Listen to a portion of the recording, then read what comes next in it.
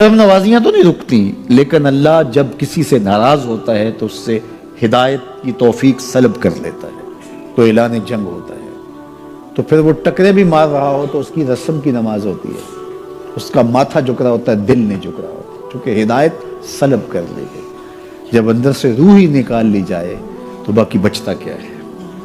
یہ بات ذہن میں رکھیے گا کہ اللہ تعالیٰ جل شانہ نے ہمیں جن کاموں سے روکا ہے، جن کاموں سے منع کیا ہے، ان کاموں کے کرنے میں ہمیں کبھی بھی بھلائی اور خیر نہیں مل سکتی۔ یہ ہم جب اچھی طرح سے ذہن نشین کر لیں، اگر اللہ پر ہمارا یقین اور یقیناً اس پر ہمارا ایمان ہے، تو پھر وہ امر جو اللہ کی طرف سے جن سے روک دیا گیا تو ہم کبھی بھی ان کے قریب تک نہ جائیں، اور جن کاموں کے کرنے کا اسے حکم دیا گیا اس کی حکمتیں نہ بھی ہمیں معلوم ہو۔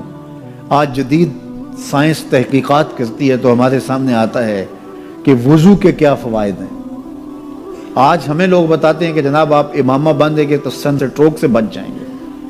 آج دنیا تحقیق اور جستجو کر کے نماز اور دوران خون اور جو ہے وہ نماز کی برکتیں اور کتنی بیماریوں سے نماز کے ذریعے سے بچنے کی کہانیاں سناتے ہیں۔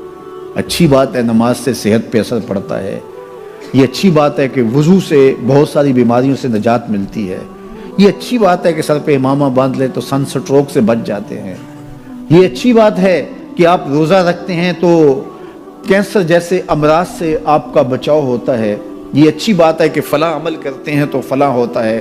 لیکن صاحب، ہم سن سٹروک سے بچنے کے لیے امامہ نہیں باندھتے، ہم محمد عربی کی ادا کے لیے باندھتے ہیں۔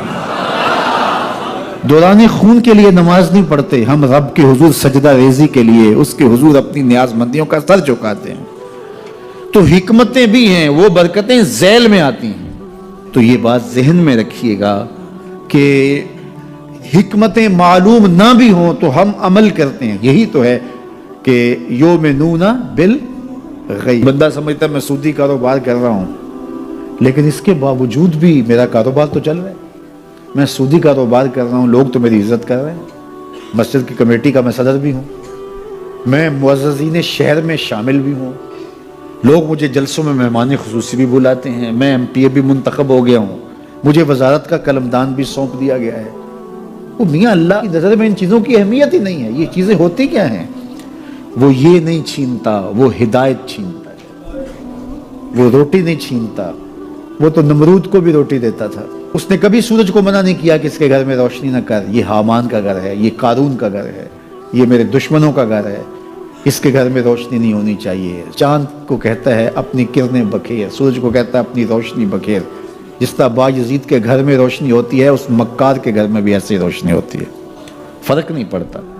تو وہ لاکھوں لوگ حضور کی چوکھٹ پہ، لیکن ہر بندہ یہ محسوس کرتا ہے اس طرح ساری رحمتیں میرے پہ اتر رہی ہیں، میرے پہ برس رہی ہیں۔ وہ کیا کسی نے کہا تھا اور قلم توڑ دیا، اس نے کہا کہ یہ کتنی عجیب بات ہے کہ اتنے بڑے ہجوم میں، ذرا شعر کا حسن دیکھیے، یہ کتنی عجیب بات ہے کہ اتنے بڑے ہجوم میں وہ دیر تک سنتے رہے بس میری ہی داستان۔ ہر بندے کو یہی محسوس ہوتا ہے، یہ کتنی عجیب بات ہے کہ اتنے بڑے ہجوم میں وہ دیر تک سنتے رہے میری ہی داستان۔ تو ہر بندے کو یہی لگتا ہے کہ میری ہی وہ سن رہے ہیں۔ اور زہری صاحب کا انداز بڑا سادہ ہے، پنجابی لہجہ ہے کہ آقا دے دوارے تے غلامہ دیاں ٹولیاں، ایک پیا سن دائے لکھاں دیاں بولی، ایک پیا سن دائے، کوئی اردو میں بول رہا ہے، کوئی پشتو میں بول رہا ہے، کوئی پنجابی میں بول رہا ہے، کوئی عربی میں بول رہا ہے۔ اور اقبال کہتا ہے شش جہت روشن سے تاب روئے تو، ترکو تاجی کو عرب ہندوئے تو۔ حضور یہ ترک بھی آپ کے غلام، یہ تاجک بھی آپ کے غلام، یہ عرب بھی آپ کے غلام، یہ سارے نوکر آپ کے۔